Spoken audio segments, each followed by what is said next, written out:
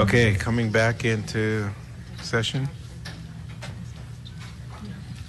Thank you, folks, for your patience. I know it's been a long afternoon. We're going to hear one more bill, SB885.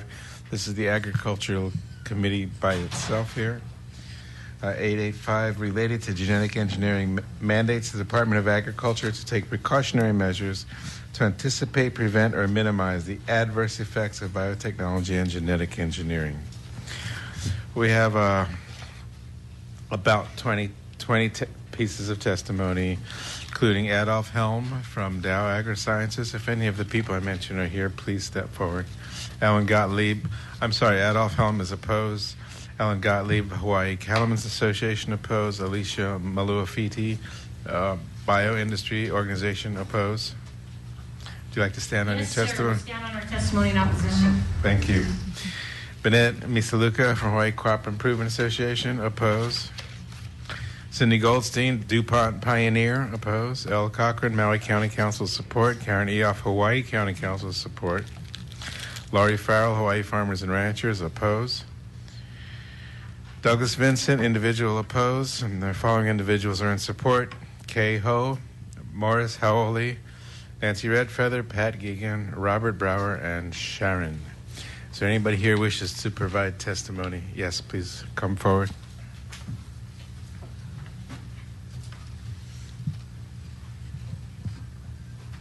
And please tell us your name and then...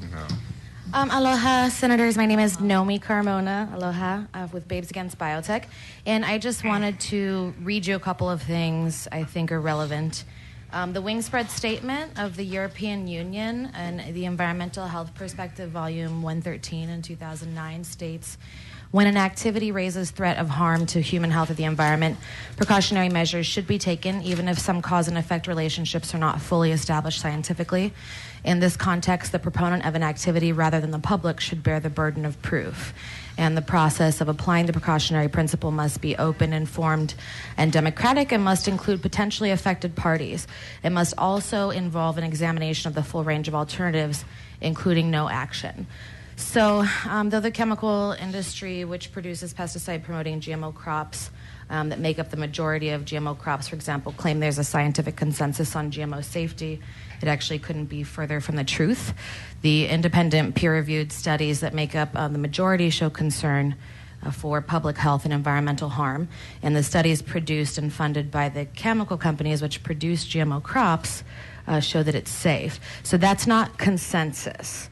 And actually just January 24th, in the Journal of Environmental Sciences Europe, there was a study published about the lack of scientific consensus on GMO safety, which is when there's a lack of consensus is when you would apply precautionary principle. So obviously we support this bill. And I'm just going to really briefly read through that. A broad community of independent scientific researchers and scholars challenged the recent claims of consensus. In the following joint statement, the consensus is shown to be an artificial construct that has been falsely perpetuated through diverse fora, irrespective of contradictory evidence that's in the evidence literature, which I can send to you. There is no consensus on the safety of GMOs. And for decades, it's been hotly controversial and debated. The published results are contradictory, in part due to the range of different research methods employed and inadequacy of available procedures and differences in the analysis and interpretation of data. I would also add that in the United States, you need to, at some level, get the permission of the patent holders of GMO crops in order to study it. So that's one of the problems regarding the lack of transparency, which would encourage the use of the precautionary principle.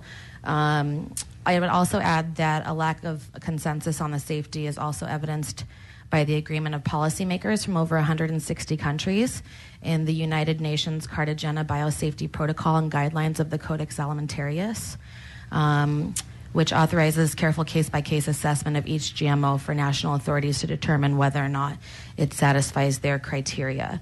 And the rigorous assessment has been hampered by the lack of funding for independent proprietary interests.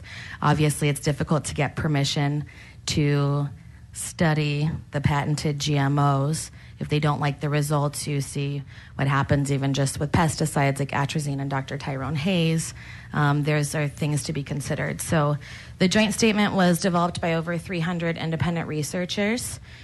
And I would also add that in the 1992 Earth Summit in Rio de Janeiro, the Rio Declaration, which was signed by 178 nations, including the United States, states in Principle 15 that in order to protect the environment, the precautionary approach shall be widely applied by states according to their capabilities. So where there are threats of serious or irreversible damage, lack of scientific certainty shall not be used as a reason for postponing cost-effective measures to prevent environmental degradation.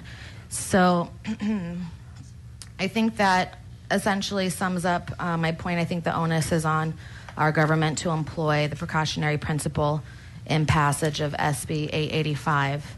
And the geneticists that I know that do genetic engineering, like for medical purposes or gene replacement therapy, that don't do GMO crops, for example, they have really strict protocols for keeping their experiments inside a laboratory.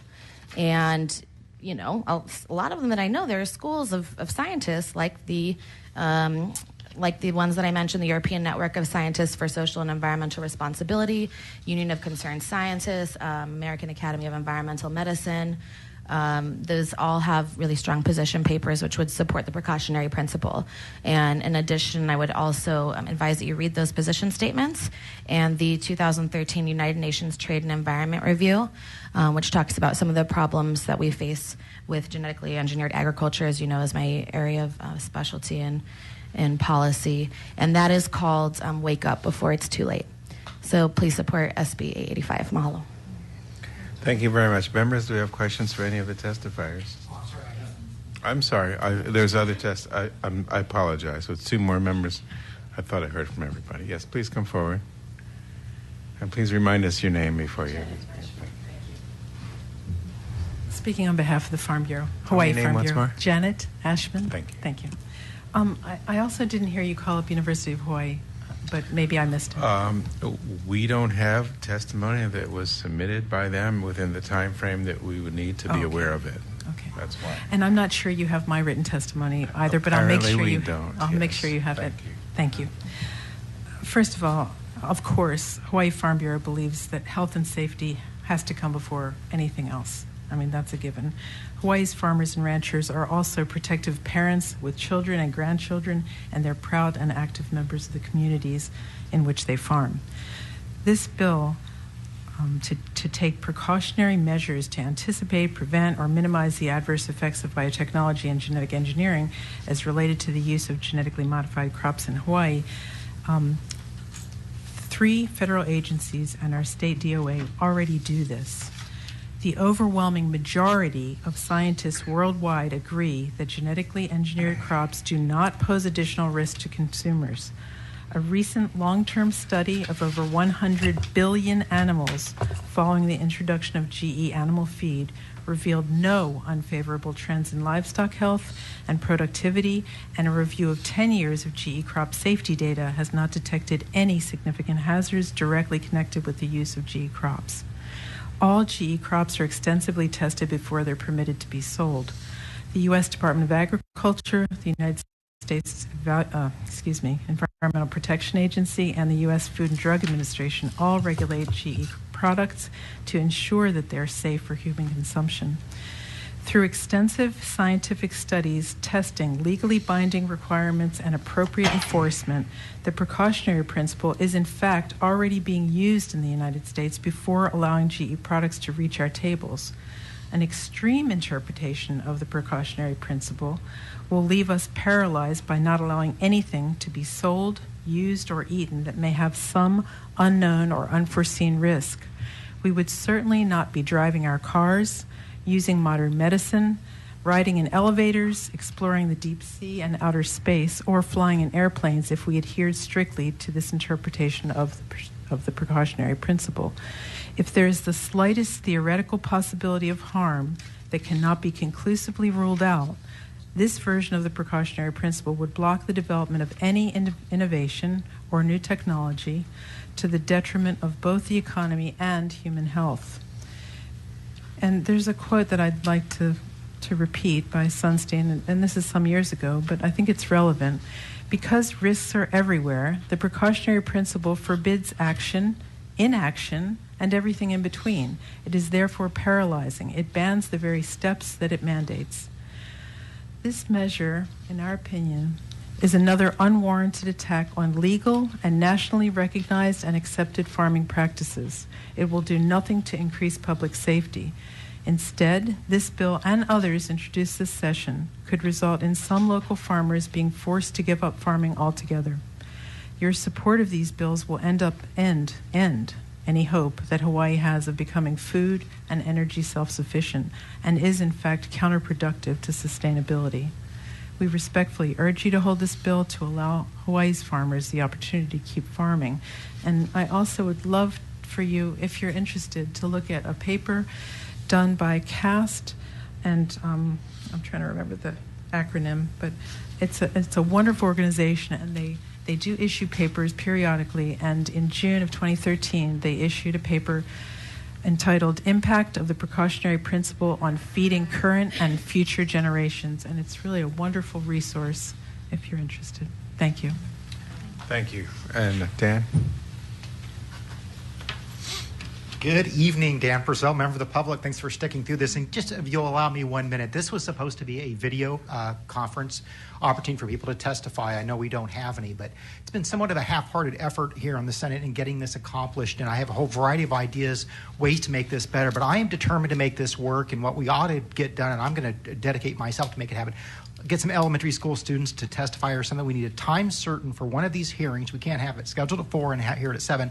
If we can get elementary school students or someone to testify on something that's pertinent, that's going to help get the ball rolling. I know, and I'll just wrap this up. I know I'm a little off topic. Yes, comments, but you know, the county of Hawaii can do video conferencing, and the state can also. Dan, I'm happy to discuss this with you I hear extensively, you. but for right now, can you keep to the bill in front of us? Yeah, we got to make this happen. Okay. Much mahalo. I agree with you. Thank you. Anybody else wishing to testify on this bill? Yes, please. After the department's written testimony, we'll stand on that number.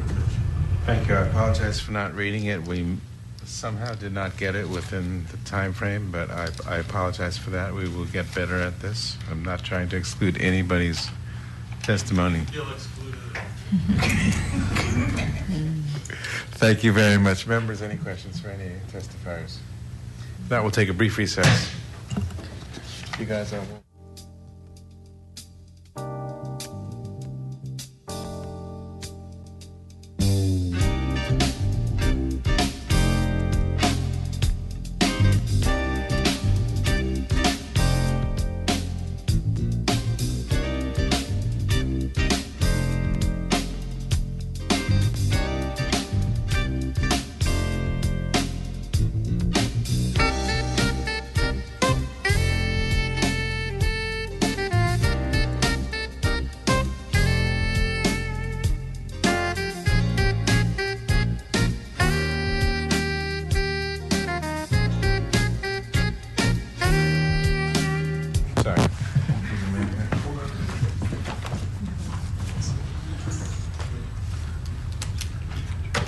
Coming back into session here. Is it on?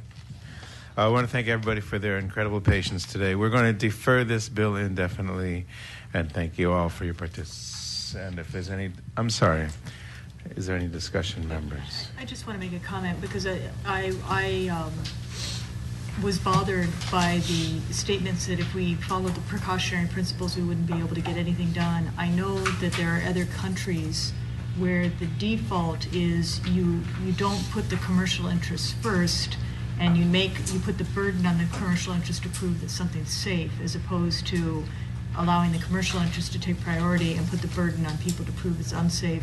And I think there's a lot of inventions that come out of other countries as well as our own. And so I thought that blanket statement was a little overreaching. Thank you, Senator.